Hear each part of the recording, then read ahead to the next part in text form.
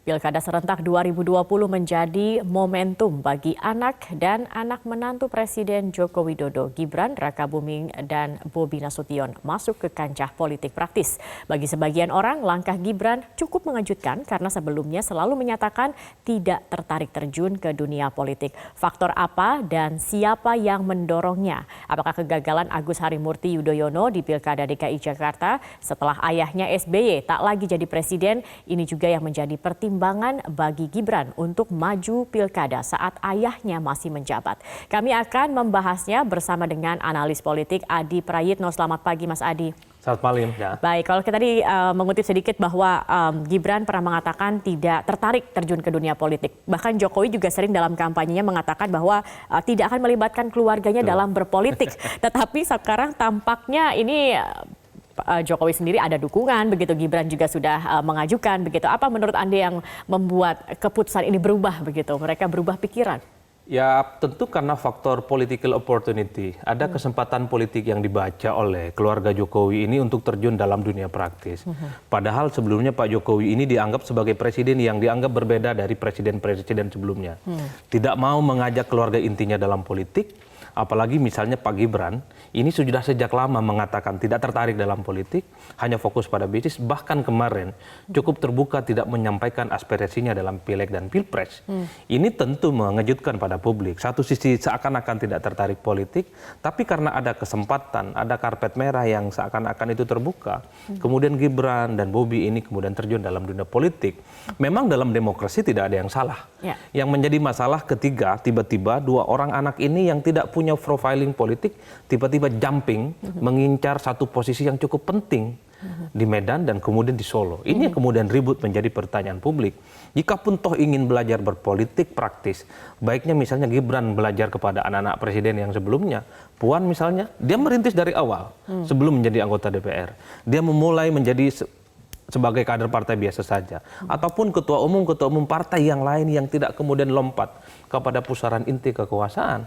Ini yang saya kira Pak Jokowi juga harus memberikan feedback ke Gibran ataupun kepada Bobi. Kalaupun toh tertarik ke politik, minimal belajar jadi pengurus. Tapi kalau Anda dulu membaca dari ini awal. dorongannya memang datang dari masing-masing anaknya ini sendiri atau justru dorongannya datang dari Pak Jokowi sendiri? Ada dua kemungkinan itu, bisa didorong oleh Pak Jokowi atau memang kedua anak ini punya interest dalam politik. Kan tidak mungkin. Tapi selama ini malu-malu begitu? Betul, sekarang kan publik sudah pintar bahwa sekalipun tidak menyatakan terlibat dalam politik, tidak mau dalam politik, tapi dalam prakteknya itu ada, itu dianggap suatu hal yang menurut saya agak aneh dan lucu. Padahal satu, bahwa Jokowi itu dianggap menjadi presiden yang berbeda dari presiden-presiden sebelumnya yang diharapkan mampu meninggalkan satu legasi yang positif, di mana anak mantu presiden dijauhkan dari unsur-unsur politik. Memang ini tidak ditulis dalam undang-undang pilkada, ini tidak ditulis dalam undang-undang pemilu kita, tapi secara akhlak berdemokrasi biasanya menunggu waktu 5 jeda atau jeda Jokowi tidak jadi presiden, barulah kemudian anak-anaknya ini di-endorse untuk terlibat dalam politik. Mestinya itu yang seperti ditinggalkan. yang dilakukan oleh Agus Harimurti Yudhoyono. Betul. Seperti itu. Atau justru mereka melihat bahwa Agus Harimurti kemarin dalam Pilkada DKI Jakarta tidak berhasil. Kalau sekarang mungkin ia membaca tidak perlu menunggu sampai turun dulu sebagai presiden begitu atau selesai masa jabatannya, dengan menggunakan momentum ini justru bisa mendapatkan posisi yang diinginkan begitu. Kan kalau saya melihatnya ini soal aji mumpung aja. Aji mumpung. Mumpung Pak Jokowi jadi presiden. Sorry itu saya harus kita katakan. Aji mumpung atau pintar ini melihat peluang? Ya antara pintar dan aji mumpung kan memang beda-beda tipis. Sorry itu saya katakan. Gibran itu bukan siapa-siapa di politik. Bobi itu bukan siapa-siapa di politik. Orang taunya ini pengusaha. Anak yang doyan jualan dan bisnis. Tiba-tiba masuk dalam politik. Apa yang kemudian menjadi menarik? Karena dia anak dan menantu presiden. Di kita ada budaya yang disebut dengan politik patriarkat.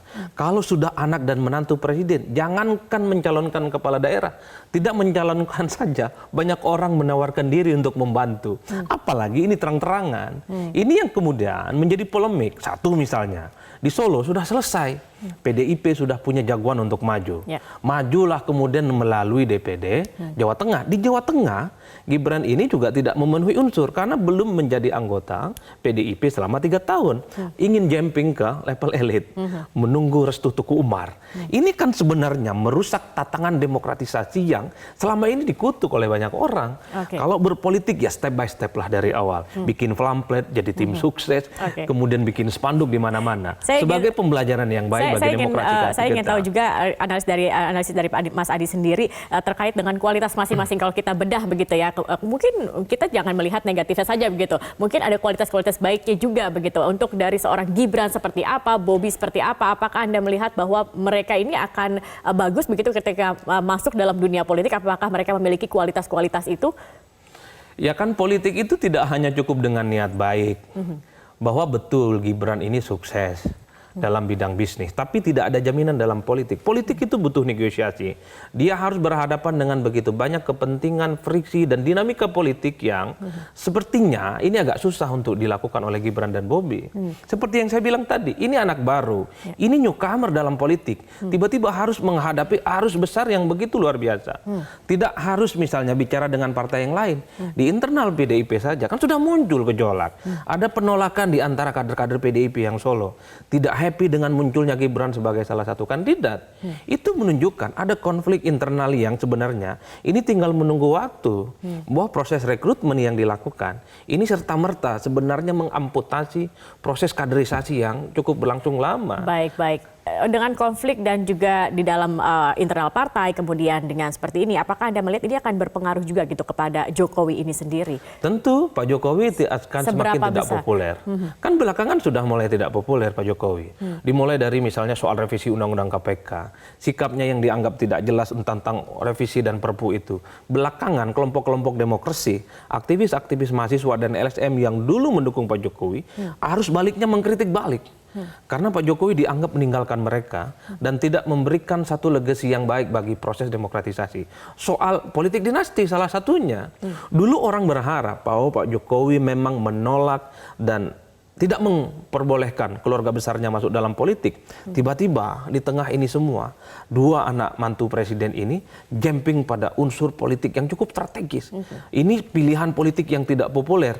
Karena pada saat yang bersamaan, saat ini begitu banyak politisi-politisi yang muncul itu ya adalah politisi-politisi karbitan. Memanfaatkan aji mumpung, bukan politisi yang lahir dari bawah.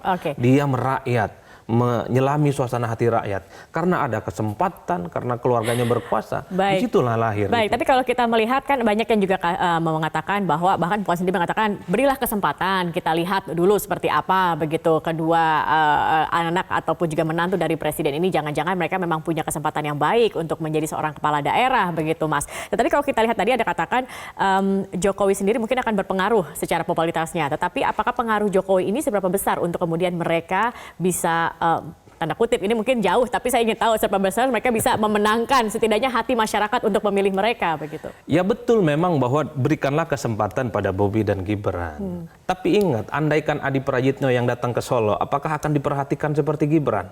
Semua proses rekrutmen soal siapa yang jadi wali kota di Solo akan ditinjau ulang di PDIP. Enggak mungkin. Karena Adi hanya anak petani, orang biasa saja yang tidak punya insentif elektoral.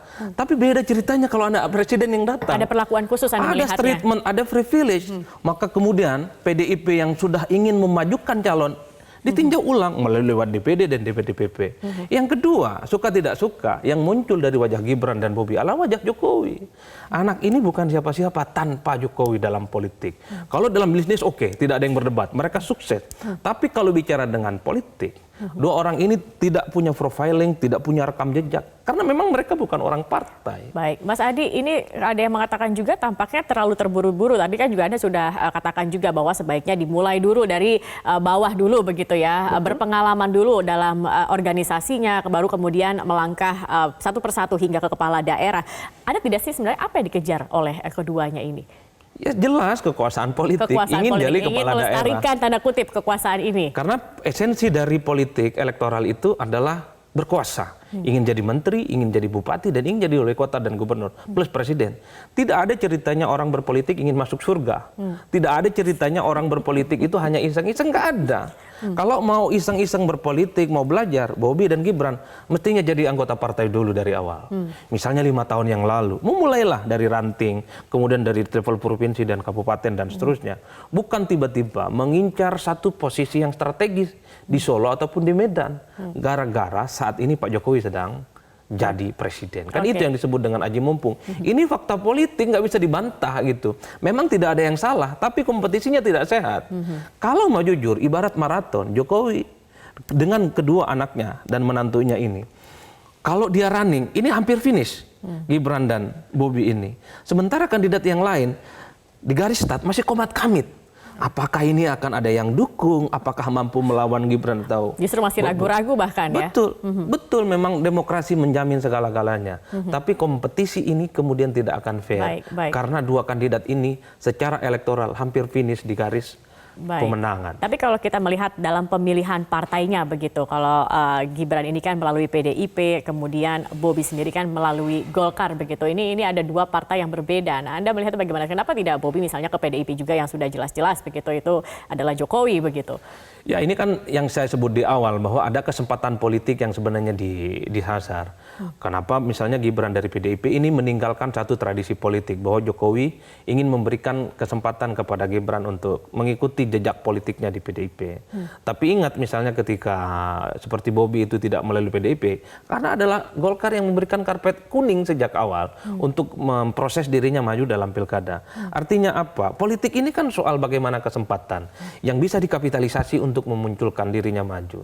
Karena salah satu syarat untuk menjadi calon kepala daerah adalah dukungan dari partai politik ini yang juga dilakukan atau gabungan. Oleh Bobi saat ini lagi suwon ke beberapa partai politik. Ini juga sudah mulai gencar dilakukan. Jadi apa yang dilakukan oleh Bobi dan Gibran ini adalah politik to the point. Nggak perlu basa-basi politik, cari dukungan partai yang besar, Golkar, PDIP, Nasdem dan seterusnya. Kemudian di-endorse untuk menjadi kepala daerah. Yang kemudian menjadi ramai. Kenapa sih tidak belajar dari awal, itu aja. Baik, selama ini kan jika dinasti tanda kutip politik begitu kita menyebutnya, ini kan biasanya mendapatkan banyak pro dan kontra pertentangan. Tapi kalau kita melihat apakah adem-adem ayam saja ini pada partai politik, mereka justru cenderung seperti netral. Ya kita lihat saja, kita berikan dukungan, bahkan mereka juga membuka tangan, bahkan tadi Golkar Anda katakan sudah membuka karpet kuningnya begitu. Betul, partai ini kan pintar dan suka main di akhir. Saat ini memang ingin melihat kecenderungan pasar, respon apakah positif dan negatif terhadap majunya Gibran dengan Bobi di Medan dan di Solo. Nanti endingnya ini akan berkonklusi apakah mendukung atau tidak. Tapi ingat, Gibran dan Bobi ini telanjur sudah menjadi komoditas politik yang panas. Andai misalnya PDIP, Golkar tidak mendukung Bobi dan Gibran, kemungkinan akan didukung oleh partai-partai yang lain. Dan ini cukup potensial menang dua anak ini. Karena kalau dia ini maraton, ini sudah hampir finish nih barang. Tinggal konklusi aja untuk memenangkan pertarungan. Berarti memang Anda melihat peluang keduanya untuk memenangkan pilkada ini sendiri memang cukup besar, Mas Adi. Kita cek misalnya hasil survei median bulan lalu, bahwa popularitas Gibran itu cuma beda 2 dikit dengan petahana. Padahal Gibran menyatakan maju di Pilkada Solo baru 2 minggu yang lalu. Itu menunjukkan kalau kerja politiknya dibangun semakin lama, bukan hal yang mustahil bahwa petahana penantang yang lain akan dibalap begitu jauh oleh Gibran.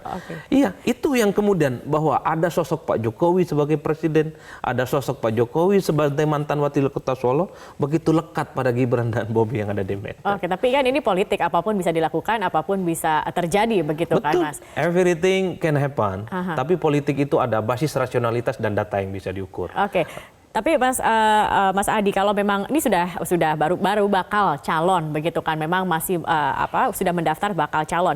Kalau Anda melihat popularitas keduanya tadi Anda katakan sudah tinggal finish saja, tinggal didukung dengan mesin politik yang berjalan begitu. Ini akan pengaruh seperti apa ke perpolitikan Indonesia, ke perpolitikan nasional akhirnya? Nah, apa yang dibicarakan oleh publik ini dalam perspektif politik ideal, bahwa siapapun yang ingin terjun ke politik harus mulai dari awal. Dimulai dari RT, RW sampai tingkat pusat. Itu ideal politiknya. Dan dia kemudian tidak ujuk-ujuk, tidak jumping pada proses politik yang inti. Tapi memang problemnya di Indonesia itu hampir semua partai politik memang memiliki satu problem dalam proses rekrutmen calon kepala daerah. Jadi kalau ada orang yang dianggap memiliki kapasitas, kompetensi, dan popularitas di rata-rata, itu kecenderungan untuk didukung dan dilamar. Dan inilah yang kemudian terjadi pada Bobi dan Gibran. Karena dia anak mantu presiden, punya insentif elektoral di atas rata-rata, kecenderungan-kecenderungan partai lain yang sebenarnya kadernya begitu banyak, itu cenderung dilupakan dan ditinggalkan. Misalnya saat ini, bahwa petahana yang akan diusung oleh PDIP di Kota Solo, ini kerjanya bagus kok. Rudi FX dan kawan-kawan, kecuali kerjanya nggak bagus. Bolehlah ada anak muda yang baru. Problemnya, kinerja wali kota yang Solo dan wakilnya saat ini bagus. Kerja-kerja partainya juga bagus. Tiba-tiba ada orang baru. Ini yang kemudian agak ramai. Tapi ada cacat bawaan memang dari partai politik kita. Adil keadilnya ini sebenarnya, kalau melihat etikanya? Nah, itu yang saya bilang dari awal, ini tidak mengenal akhlak dalam berdemokrasi. Mestinya dari awal belajar politik itu. Baik, Mas Adi Praetno, kita akan lihat bagaimana pertarungan keduanya, meskipun tadi Anda katakan secara elektabilitas mereka memang sudah baik begitu ya, hanya tinggal menunggu kerjanya saja seperti apa. Kita akan buktikan apakah memang mereka ini memiliki kesempatan dan juga dalam arti apakah baik begitu ketika mereka maju sebagai kepala daerah dibandingkan menjadi pengusaha seperti saat ini. Terima kasih Mas Adi sudah tanpa memaksud ingin mendahului kehendak Tuhan. Kalau Bobi jadi diusung, Gibran jadi diusung, pilkada di Medan dan Solo sudah selesai. Sudah selesai, Anda sudah bisa menyimpulkan seperti itu? Ya. Oke, baik. Mas Adi, terima kasih sudah bergabung bersama kami di Metro Pagi Prime Time.